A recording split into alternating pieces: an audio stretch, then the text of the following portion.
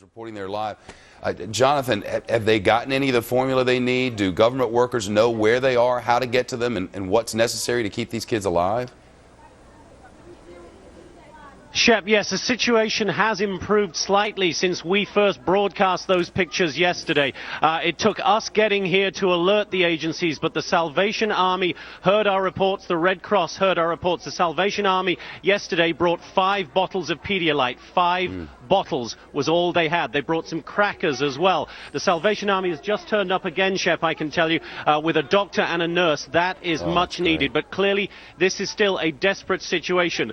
And the people who tell us, the people who run this organization, Texas-based organization called For His Glory Outreach, tell us that the urgent need now, obviously, is to get these children out of Port-au-Prince. It is not that hard. I can tell you that the Dutch government has just simply decided to fly a plane here today, pick up 100 children to be adopted by Dutch families. The ridiculous situation here is that the majority, 120 out of 135 of these children, have already been legally adopted by American families. The problem is the State Department. They will not act to allow these children to come into the United States now. This is the ridiculousness of this situation. There is an airplane sitting in the Dominican Republic sent by this organization to pick these children up. There is a representative of this organization there. There is a doctor there. All they need is permission from the State Department. Somebody at the State Department needs to say, yes, these children have already been legally adopted. Bring them in. Do it now. The only thing they need is transportation from here to the border of the Dominican Republic. There? And let me tell you, Shep, about some of these children. This is Vanessa here, Shep. She has not yet been adopted. She's been hanging on to me all day, just saying, Papa, Papa. This young girl up here, Gertie, she has been adopted by the Yamaguchi family in Colorado, Grand Junction, Colorado. Down here as well, we have Johnny and Marie Franklin. They have been adopted by the couple you're about to talk to. And here we have David and Sophia Luke. They have been adopted by the Pramuk family from Cincinnati, I believe, certainly in Ohio. I believe it's Cincinnati. So all of these families have, these babies, these kids have the love they need waiting for them in the United States. And these kids, I can tell you, having witnessed them now for more than 24 hours, are the very best of Haiti. The families who have adopted them in the United States, Shep, are the very best of America. And what is keeping the best of these two countries apart right now is the worst of America, bureaucratic red tape. I got two important questions, but I want normally our people in the control room in New York can speak with a photographer who's on a separate bridge with them, but because of circumstances that's not possible now. And though you probably don't know, we can't really see them. Would you ask your photographer to zoom in on the kids about whom we're speaking? And while your photographer does that, Jonathan, has anyone called the State Department? I mean, we've got people at the State Department right now. Please, on Johnny and Mary Franklin. Why can't we have not been able to personally get in touch with the State Department, Shep, well, but we will. Kim Harmon, who runs this organization out of Texas, she is in touch. They would be very grateful if you did, Shep. Kim Harmon is speaking to them. She runs the organization. She is talking to them all the time. She is doing her very, very best to get these kids out of here. As I say, this is Johnny. He should be on his way to New York right now. This is Mary Franklin. She should be on her way to New York right now. David, over here. Zoom in if you can, please, Gregory. As far as you can. Let's show these kids up close. This is David. He should be in Ohio right now.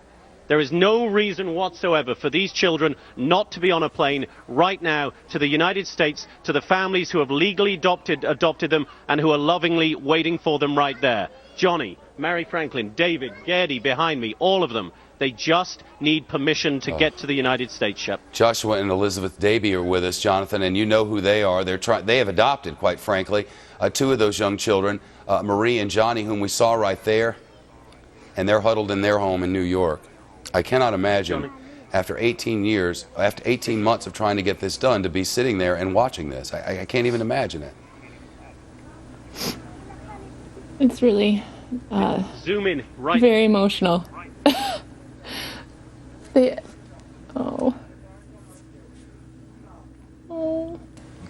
Our viewers should know you're seeing this. I just want to look at the kids. Well, that's why we put them up there. You're seeing things 8 seconds after our viewers do, so you can see them now. And I just wonder what your thoughts are as you do, given all that they've been through. I I just want to get them home before they get any more traumatized from all of the things that they've been going through this past week. I think the longer that they stay there, the harder it's going to be for... Look at, she's waving. The harder it's going to be for them to make the transition. Have you been in contact with people who maybe can help? So cute. Oh. Yeah, we've been speaking with Kim Harmon from For His Glory Outreach, as well as some of the other parents who are also adopting as well. I know that every parent watching this must be saying, how in the world can they go through this? And how did you begin this process? What was it that told you as a couple, we need to adopt these Haitian children? Haiti's been a big part of our life for so long. I have a sister who's adopted from Haiti. Both Liz and I spent some time doing aid work there. My parents also spent time doing aid work there. So Haiti's always been very, very close to our hearts. And I've always wanted to adopt as well, and Liz as well. So it just seemed natural that we would go the route to choose children from Haiti. You were mighty close before this disaster struck. Mm-hmm. Yeah, we were hoping to bring them home in March. Elizabeth, tell us, I know you've met and you know a lot about them, and you've grown close to them over the past 18 or so months. Tell us about them.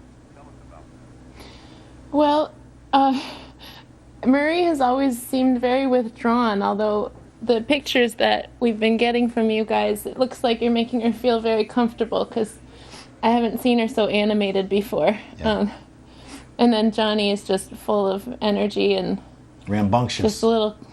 very, very funny and ready to take on the world. So you can kind of tell from the video. They can't get him to sit still. If you're one who does what Jonathan and I do, you go to these horrific things around the world, and occasionally, if you're really lucky, you'll be able to take something away from it that really warms your heart.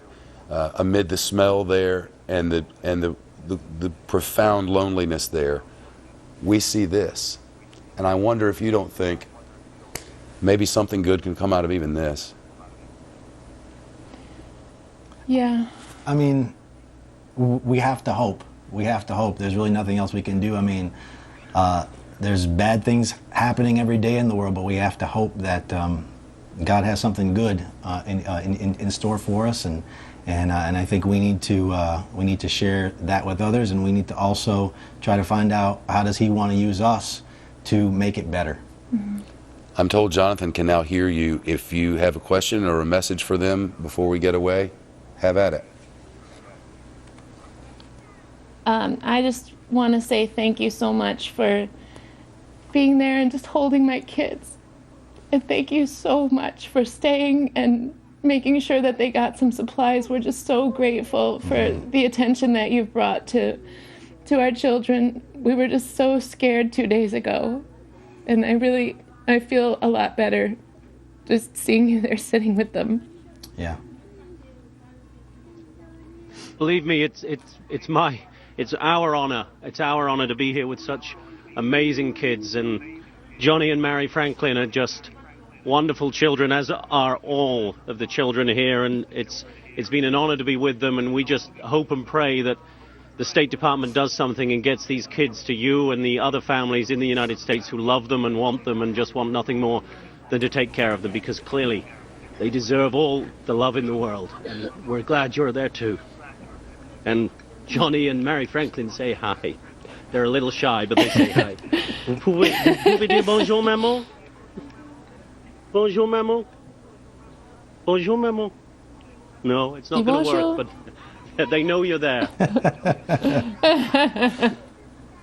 Like kids in the four corners of the earth, they will never perform on demand. That's right. That's right. Well, I tell you, it's great to see you, and I hope and pray that you'll let us see this through. I mean, there's no picture I'd rather see than them showing up in Greece and a community welcoming them and just changing their lives in the way that only people who are filled with love and caring can. And we're going to make sure that happens. And the next phone call to be made is to the State Department. And if red tape can be cut, it'll be cut. Thank you all. Thank you. Good luck. Thank you so much. Appreciate it. Big love, Jonathan Hunt. Thank you.